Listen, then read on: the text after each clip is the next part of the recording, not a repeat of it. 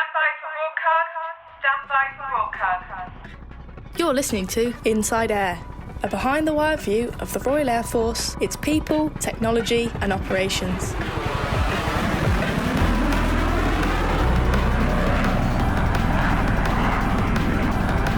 Hello, I'm Squadron Leader Peter Lisney, and in this episode we look into the air and space ops profession. We'll also reheat a few stories, just in case you missed them, but first, see if you can identify this noise.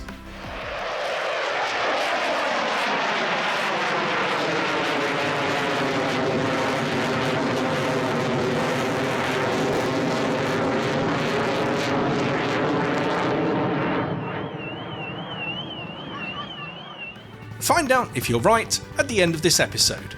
Now, in 2022, the RAF started its transition from trades and branches to professions. A year on, I met with some of the team from the Defence College of Air and Space Operations, based at RAF Shawbury in Shropshire. Before we find out how the transition is going for their profession, let's have a quick recap on what they do for the RAF.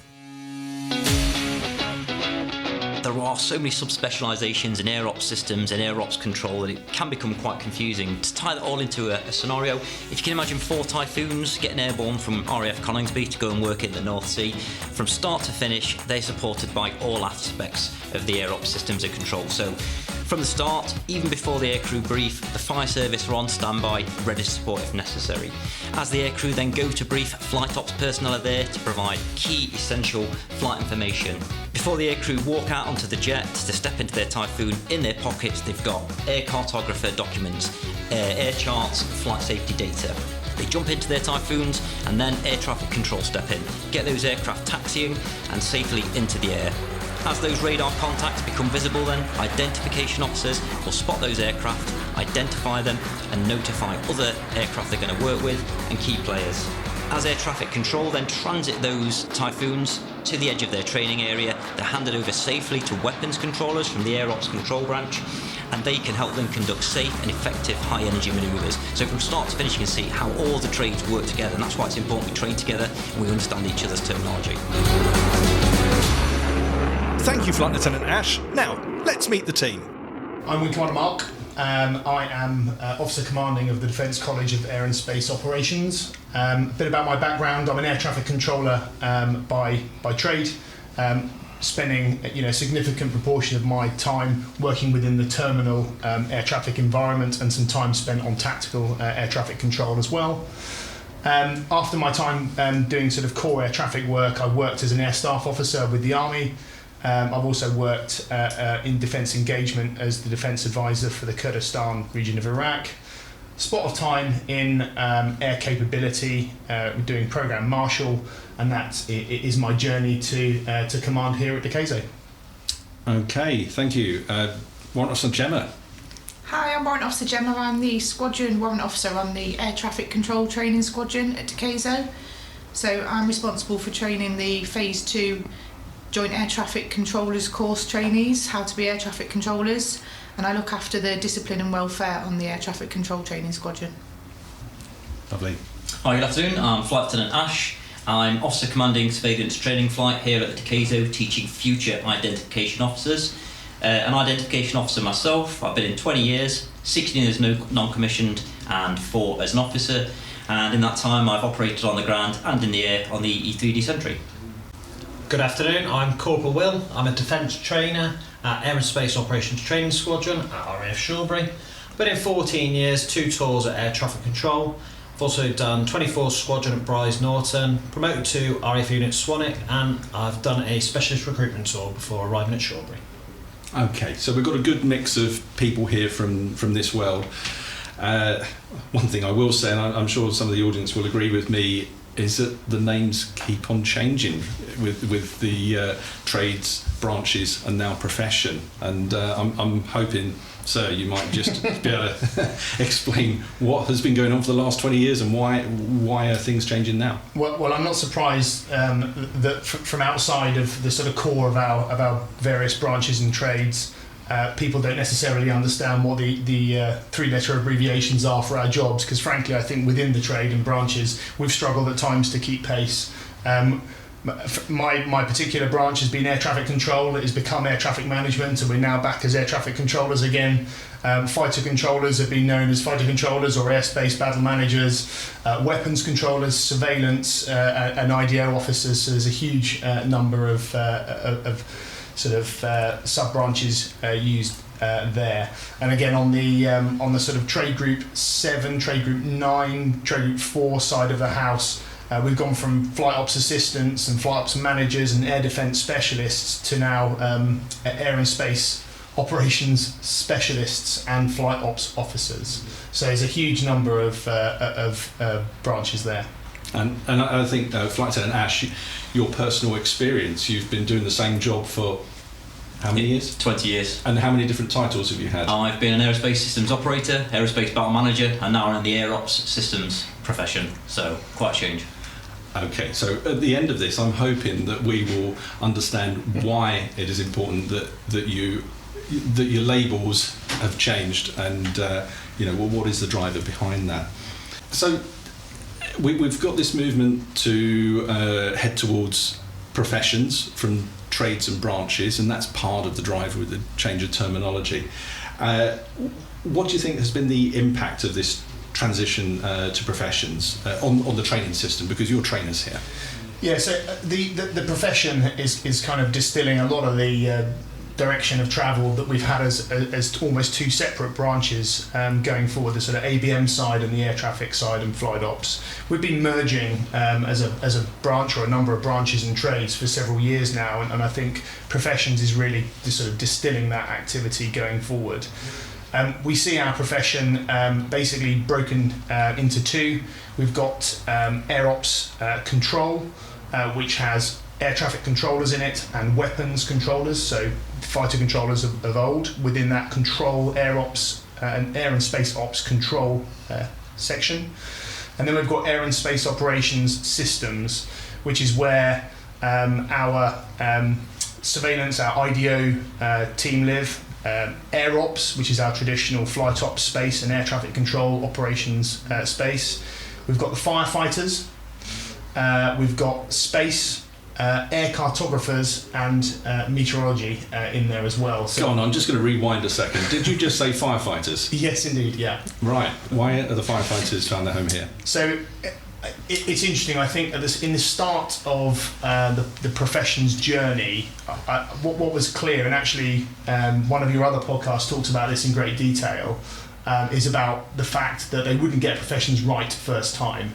And firefighters, I think, originally found themselves alongside the RF regiment in the kind of force protection space. They've subsequently been moved into our profession, and one of the justifications for that is that the firefighters, broadly speaking, work alongside us on our airfields. Not to mention, it's actually the flight ops officers are the flight commanders for the firefighters. So there is a sort of intrinsic link to fire within the air ops or air and space ops systems area. I guess many stations, flying stations you go to, the fire station is next to air traffic control tower. Absolutely, yeah. And historically, as a junior officer in an air traffic control tower, you can expect to be the fire flight commander. We've grown up with that. One of the things I was wondering whether it's driven some of these changes is the change in face of warfare. To what extent has that influenced? I think we are moving forward at a rapid pace right now with technology, and I think that the use of drones, both unmanned aerial systems in the military and outside of the military, are necessitating significant changes in the way we do business. Even down to potential changes in the future to UK airspace, which will have a knock-on effect on how we can operate and our freedom of manoeuvre. We've obviously got huge growth within cyber and within space, and that has had an impact on the way that Defence and the Royal Air Force in particular is moving forward. We have to prioritise those domains in a way that we never have. We've also got some really big technological changes that directly affect the way we do business. So Program Guardian is a significant upgrade program to the ABM world, the weapons and surveillance world. It's going to revolutionise the way they do business and change some of their procedures. Program Marshall is a multi-billion-pound program which is seeing us upgrade all of our air traffic control equipment and surveillance sensors. And again, that will change the way we do business. And finally, the E7 Wedgetail. It's not my part of ship, but I'm sure that Ash could talk at great length about that. There's 3 massive capabilities that are kind of coming in and will change the way we do business. Okay, well, let's go over to Ash. Can you expand on that? The future airborne platform that's coming in, is, as some of the listeners may know, it's been a capability that's been lost quite recently. However, with the E7 Wedgetail coming online, a very capable platform, a step-changing capability, it will allow us to have that rapid deployment of weapons controllers and identification officers to anywhere in the world, so we can battle space manage at short notice for prolonged periods of time. And just to be clear, your colleagues that do the same job as you, will they be on that aircraft? There is scope to get identification officers and weaponeers on that platform in the future. Right, okay. What about the space domain? So in terms of the space domain, we've had ultimately a name change with our schoolhouse here, and it is now called the Defence College of Air and Space Operations. It's safe to say that some of the individuals that come through our doors do end up working in the space area. However, it's very, very few at this stage. So, ultimately, I can see us putting Phase 1 trainees through in larger numbers to support the frontline space area. Although I would hope that space would be an area that is highly automated from the start. Uses cutting-edge technology. So the number of human beings working in that space is hopefully quite small.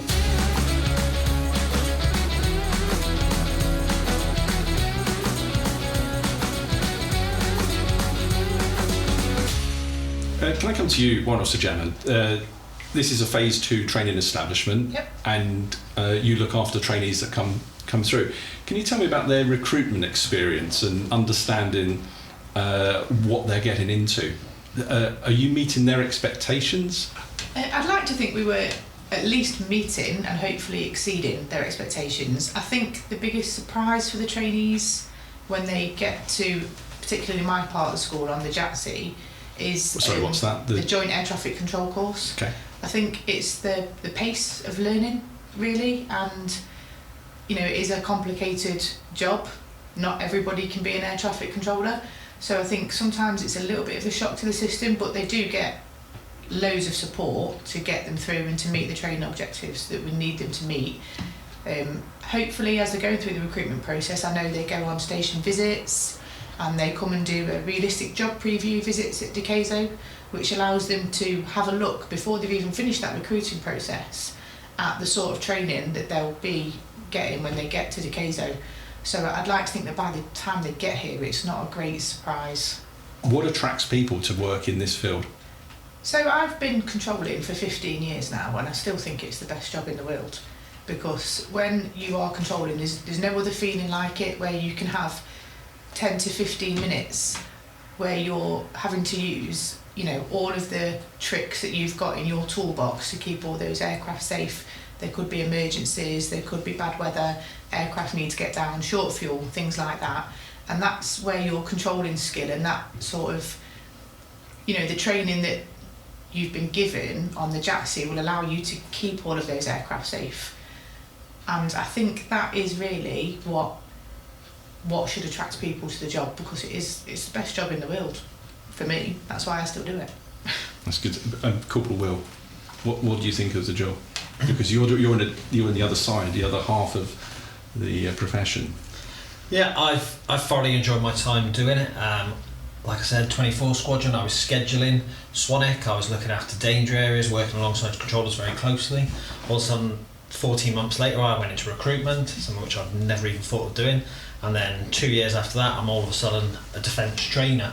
So I've got those ticks in the box, those competencies. I've completed the defence trainer course, which has given me a qualification civil accredited qualification that if I want to go to teaching when I leave the Air Force, it's setting me up to go into that line of work after.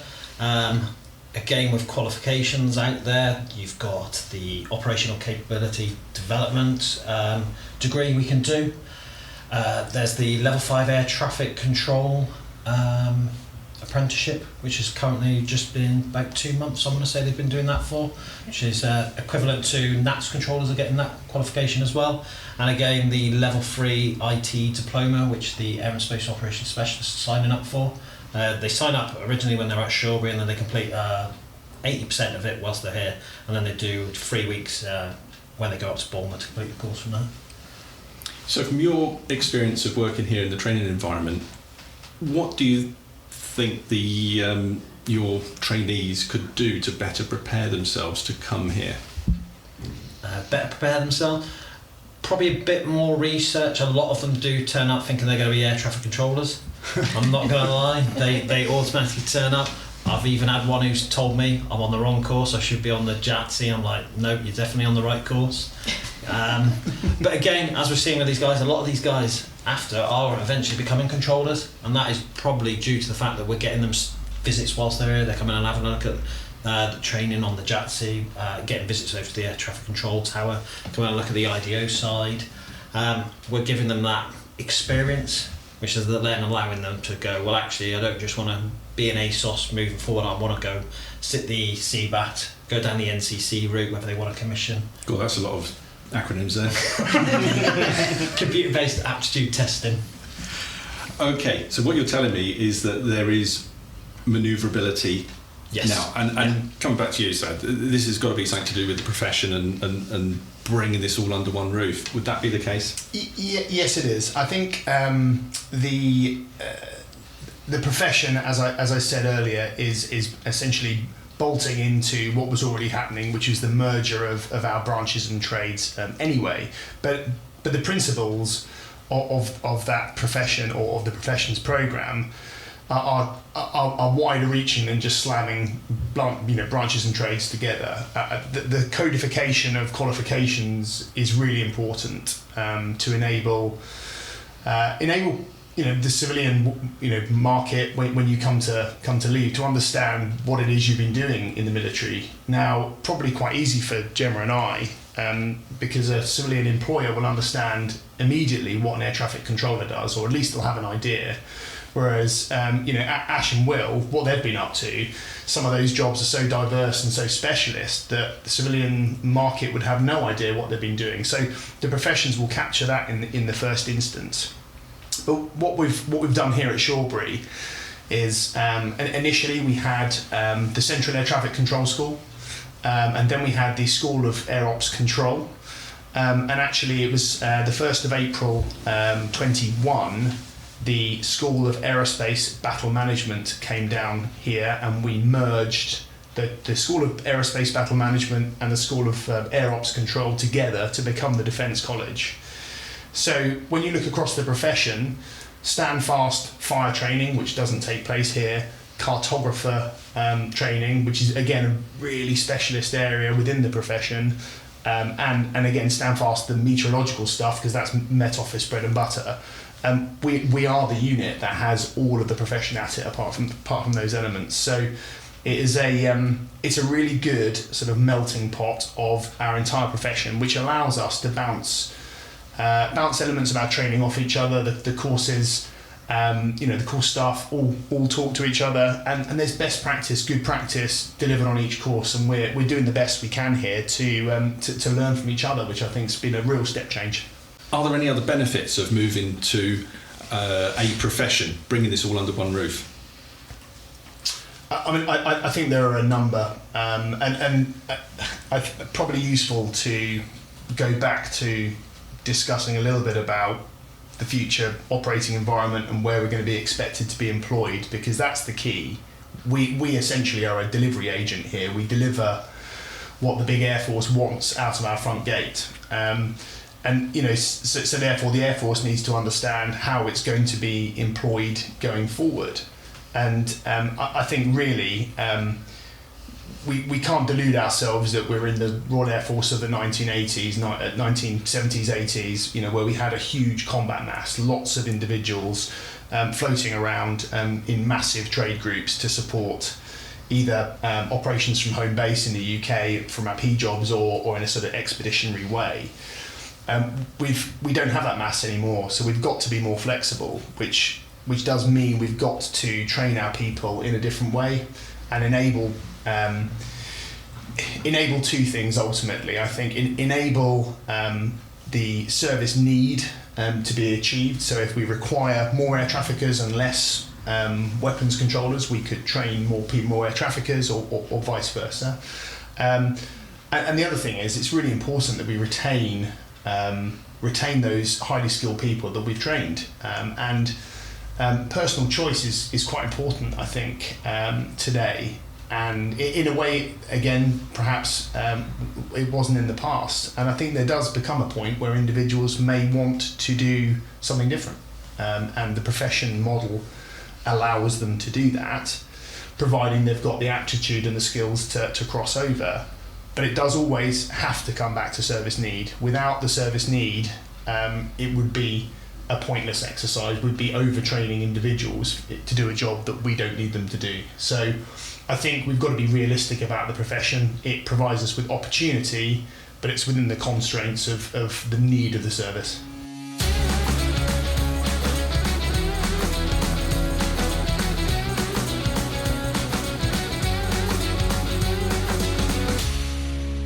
Within other parts of the Royal Air Force, there's been civilianisation. Why do we still need our air traffic control cadre to be blue-suited? So the reason that we need that is for the flexibility. So if you take, for example, Bastion, which was a few years ago now, nobody expected that to grow like it did. And without the military controllers there, and it was RAF and also, as Bastion developed, we worked alongside the US Marine Corps controllers as well. It was the flexibility to deploy as needed for that operational task. But also in the UK, you need the flexibility for our aircrew to train as they need to, which means that they will need to train at 2 o'clock in the morning, maybe with only a few hours notice, or there might be some sort of military aid to civilian authority tasking, for example, when the dam was going to collapse and all the Chinooks went out. Controllers needed to be in the tower so that those aircraft could get there. There's not a civilian contract in the world, I don't think, really, that would be value for money for defence that would have a controller ready to go at 10 minutes notice like we do in the military, and that's why we still need them, I think. Okay, so flexibility Absolutely. and value for money. Yeah. Right, okay. From your side of the world, different sort of story, isn't it? Or I'd argue correct not, me if I'm completely honest. It's still that deployability, it's still that flexibility. As IDOs, we deploy all over the world, and we do operate alongside the Army at 4-9 battery, and therefore that flexibility, that deployability is absolutely crucial. I think you'd struggle to meet that without a blue suiter. Right. Okay. Good. I think we have a blended approach at the moment as it stands. We've got regular reserve and civilian counterparts, and actually the college here is a really good example of where that whole force approach works really well, because we've got civilian contractors. We've got 175 permanent staff and about 400 trainees coming through here on a number of courses. Of that 175, I've got a really significant proportion of civilian contractors that provide the support services to the college. I've then got a number of reserve officers and senior NCOs who are there making an equal contribution to their regular counterparts. And what it means is we can maintain a really sensible balance of continuity of training. That corporate memory rolls forward and is maintained on the school, whilst also injecting those regulars who have just come off the front line, know the latest TTPs, the tactics and procedures, and bring that straight into the college to keep things absolutely relevant. So it works really well here at a college because we're not on the front line. We're not on operations, and we're not directly contributing to operations, which is why we can be very, very contractorised and have a massive whole force presence here. We don't need the same level of flexibility that they need on the front line. So I think we need to embrace the whole force concept because it's actually really beneficial for us much more difficult on the front line. Okay. Now, you've mentioned Project Marshall a couple of times today. Can you tell us what it is? Because it's something a lot of us have heard but don't really know what it is. Well, perhaps I'll tell you what it is, and perhaps the other guys will tell you what they think about it. My previous role, I was the programme manager for Marshall, which it's a circa £2 billion defence programme to essentially rebuild radars, comms equipment, and a whole myriad of other services out to 2037 to support air traffic control. And it's all of the terminal air traffic control units are pretty much included. So there's something like 70 sites across the UK and our P-jobs overseas that are covered by the programme. And that's what that's what it does. There's two halves to the programme. The first half is the asset delivery, which is all the new equipment, which is in accordance with the rule book on delivering defence programmes, way behind schedule, several years behind schedule, and that is very unfortunate. On the other side of the programme, there's the sort of routine maintenance, servicing of equipment, and the delivery of the service ultimately, and that's the good bit. That's the bit so far that's working really well. So the support that we're currently getting with our legacy equipment, because the programme currently owns all the legacy equipment, is actually working really well. So once all the equipment's been delivered, I think we'll have a modern air traffic system that's fit for purpose for today. That's what it's supposed to be doing. I don't know if the team have got any views on that. I've not experienced working on the front line with Marshall equipment yet, but there are going to be significant changes to actually our profession from the air traffic side of it with how Marshall's coming about. So there's obviously going to be the new taxis, the terminal air traffic control centres, whereas before, for example, Waddington had the visual control room and the radar room, and Cranwell would have the same. This new Marshall model, which actually I think sounds like it would work really nicely if it works as it's supposed to. One unit will provide the radar services for the other units in the, in close vicinity to it, which means technically you will need a lot less controllers and a lot less floor space for all of those radars, because it can all be done by one unit. Those units will, where the radar services are provided from, the other units will still have a visual control room because the airfields will still be there, they'll still be operational, and they'll still have the talk down element of it will still be there, because that's really important. If the weather's very poor, the pilots still need to be talked down to that airfield, and the radar needs to be on that airfield. But the rest of it, in theory, sounds like it will work amazingly. But I know there's been a lot of issues with things like, and you might correct me if I'm wrong, but things like the communications between the units not being good enough to carry the information they need. I know that was definitely an issue at my previous unit. So that's causing delays, moving people around to new units, and things like housing and the training system. That I know that's causing delays, but I think if it works as it's supposed to, it'll be really good. Would it be ever feasible to have your radar team in the UK supporting a deployed unit overseas operationally? I don't see why not, if the comms are good enough. Yeah, it's a great question. So we, as part of Programme Marshall, we have invested in some a not insignificant amount of deployed air traffic equipment, and that ultimately looks like. It's a step change in capability. The radar is cutting edge, much more powerful, much more appropriate for a modern battlefield, if you like, or modern P job. But it is a traditional footprint on the ground in theatre. So we would still take our air traffic controllers to theatre. And I think that the justification for that ultimately is we are we would be wholly reliant if we were to do that kind of tether back to the UK on the bandwidth that we would be given and the provision of that sort of satellite link, if you like. Combine that with the requirements for almost zero latency in that signal, i.e. it's got to be almost instantaneous. It means it's a real technological challenge depending on where you're going. And at this stage, it's just too difficult to maintain that. If you take that, if you take this on one more step though, and you introduce something like digital towers, which is instead of having an individual staring out of a window with binoculars controlling aeroplanes, if you replace that with some cameras on sticks, and I say that slightly flippantly because they're a bit more technical than that. You could potentially have nobody in theatre and wire it all back to the UK, but I just think technologically we're not quite there yet. We've got it's widely used on the civilian market right now. You've got London City Airport. There's no London City controllers at London City.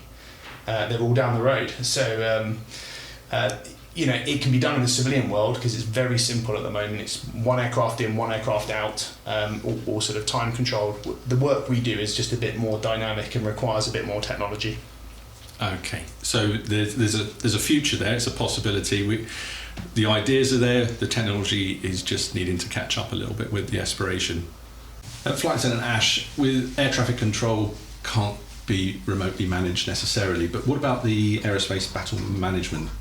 Yeah, I mean, that's already been done at this time. There are huge swathes of airspace over conflicts where battle space management is done remotely. Identification officers are there identifying aircraft and making a workable picture, and also weapons controllers are controlling fighters, air-to-air refueling assets, and UAVs from remote host nations outside of that conflict zone. And it's all done through wireless transmission of information over huge distances.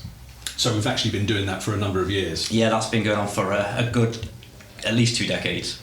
Before you commissioned as a sergeant, you were in the air ops trade, and Corporal Will, your air ops trade, but you do 2 different jobs, but with the similar sort of name. Can you explain the differences there and exactly what you get up to?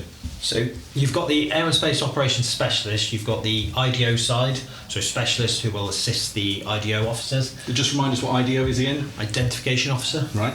And you've also got old school name, aerospace operations specialist, flight operations, so they could be working in station operations, squadron operations, working alongside air traffic controllers in control towers.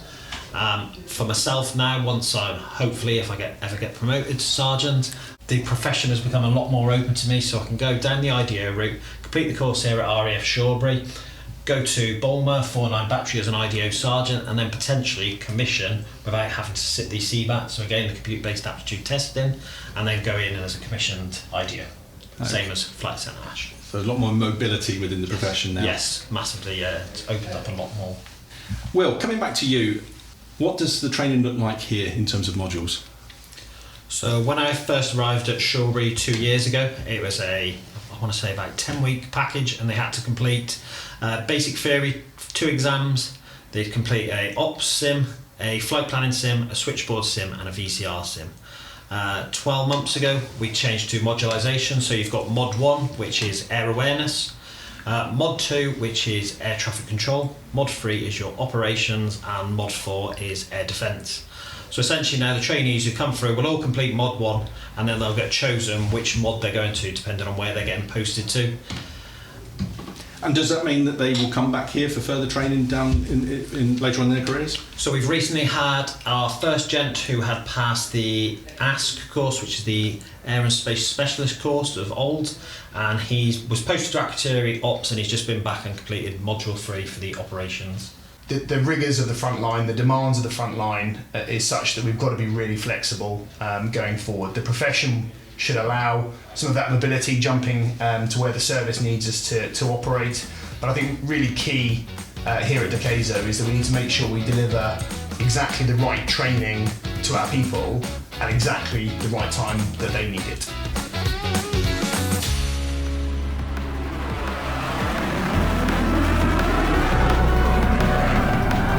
This is Reheat for Inside Air. I'm AS1 Victoria Andrews. Air Marshal Sir Richard Knighton is to be appointed Chief of the Air Staff and Aide-de-Camp to His Majesty in the rank of Air Chief Marshal. He'll take up the position, succeeding Air Chief Marshal Sir Mike Wigston in June. Making the announcement, Defence Secretary Ben Wallace congratulated Air Marshal Knighton on his promotion and appointment, saying how previous roles have equipped him well to lead a modern, innovative and diverse service. Air Marshal Knighton spoke to Inside Air in episode 60, RAF Leaders Born or Made, sharing insights and thoughts regarding leadership in a modern Air Force. Elsewhere, Royal Air Force and German Typhoons have intercepted Russian aircraft off the coast of Estonia. In the same region, a P-8 Poseidon aircraft from RAF Lossiemouth has been conducting exercises with HMS Mersey. The reconnaissance aircraft and Royal Navy offshore patrol vessel have been working together to compile a complete picture of maritime activity in the Baltic region. These activities are in support of NATO air policing and reassurance measures. The RAF and Japan Air Self-Defence Force have signed a framework which allows for future cooperation in space. The framework will cover areas such as operational knowledge sharing, personnel exchanges, and collaborative exercises and training. At home, RAF Coningsby has played host to Exercise Cobra Warrior and aircrew from Finland, India, Belgium, the US and Saudi Arabia. The 3-week-long exercise saw 70 aircraft train together in high-intensity, large-force, simulated complex air warfighting operations. Meanwhile, the land-air integration element of the exercise was coordinated from RAF Leeming, which involved Chinooks from RAF Odium, Merlin and Wildcats from the Commando Helicopter Force, and Army Air Corps Apaches. And finally to sport, where Sergeant Blunden has taken the honours in the Limassol Marathon in Cyprus. He's deployed there to RAF Akrotiri on Op Shader. The RAF engineer won the race in 2 hours and 31 minutes. That's Reheat on Inside Air.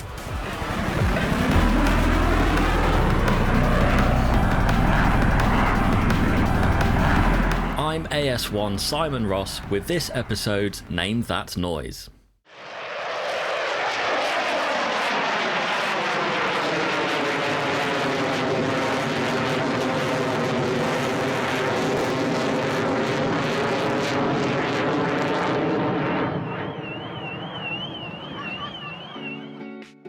That was the sound of an Avro Vulcan taking off at an air show. The Vulcan is one of the most remarkable looking aircraft to have operated in the RAF. The futuristic and adventurous design came in 1946 as a response for a bomber capable of carrying a 10,000-pound atomic bomb to a target anywhere up to 1,725 miles away. It was introduced to the world in 1953 and made many memorable airshow appearances, the most famous of which being an amazing barrel roll at the Farnborough Air Show in 1955, piloted by Avro test pilot Wing Commander Rowley Falk. Avro built 144 Vulcans, spanning almost 3 decades of RAF service before the aircraft was replaced by the Tornado in 1984. The last airborne Vulcan, XH-558, took its last flight in October 2015 and remains a much-loved aircraft by the airshow community.